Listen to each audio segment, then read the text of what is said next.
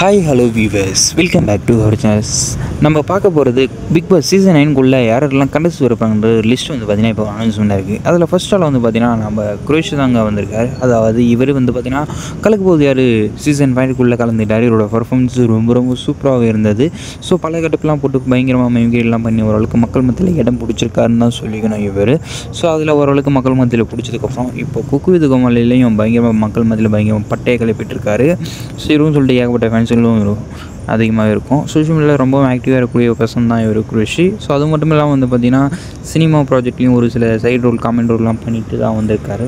So இப்போது இவர் வந்து பார்த்திங்கன்னா பிக் பாஸ் சீசன் 9 அந்த கண்டஸ்டன்ஸ்லாம் வந்து செலக்ட் பண்ணுவாங்க பார்த்திங்களா, அதில் ஆடிஷனில் போய் கலந்துட்டுருக்காருன்னு தான் அஃபிஷியல் அனௌன்ஸ்மெண்ட் இப்போ வந்திருக்கு. ஸோ ஒருவே இவரும் ஒரு கண்டஸ்டன்ஸாக உள்ளே இருப்பார். அப்படி உள்ளே இருந்தாருன்னா இவர் ஒரு பெஸ்ட் ஒரு என்டர்டைன்மெண்ட்டாக வருவார் நான் நினைக்கிறேன்.